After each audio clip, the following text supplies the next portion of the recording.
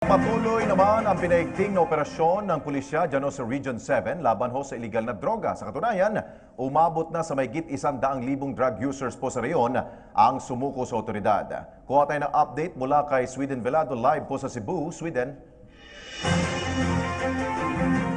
Maraming salamat, Alex. Tama ka dyan sa nabigay mo nga impormasyon. Mahigit 100,000 drug users na ang kusang sumuko sa Police Regional Office o PRO 7 at nasa mahigit 6,000 drug users at pushers naman na ang naaresto ng otoridad buhat nang magsimula yung Oplan Tokhang at Double Barrel Hulyo noong nakaraang taon dito po sa mahigit ng Visayas na sakop po ang mga lalawigan ng Cebu, Bohol at Siquijor. Alex, ayon kay PRO Regional Director at Chief Superintendent Noli Talino, ito na yung pinakamalaking bilang ng mga user at drug pusher na kusang sumuko sa kanila.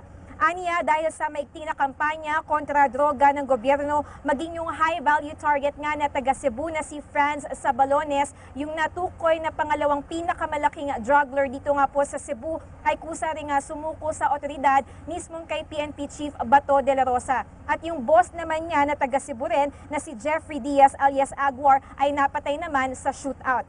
Dagdag po ni Talino, bumaba na rin sa 27% ang bilang ng index crimes gaya ng theft, robbery at rape sa Region 7. At sa mahigit 200 barangay sa Cebu, nasa 130 plus barangays na po ang naideklarang 100% drug-free dahil na rin sa kanilang nagpapatuloy na barangay clearing operations.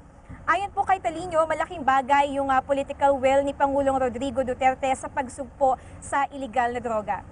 Samantala, Alex, magbigay lang tayo ng update doon sa ating sinusundan nga na Siquijor murder case dahil nagbigay na po ng commitment order ang Siquijor Provincial Prosecution Office. Kaya kung nung naaresto yung suspect na si Michael Manayon ay doon muna siya pansamantalang ikinulong sa may San Juan Police Station sa Siquijor dahil sa commitment order inilipat na po siya mismo sa may Siquijor Provincial Jail.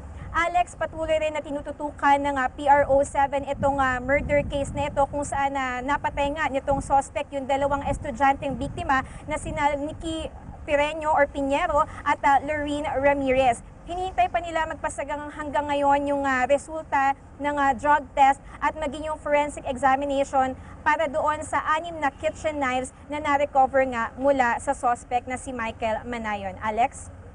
Tanong natin na mag-isa bang ginawa ni Michael itong krimen na ito o may kasama pa ba siyang iba?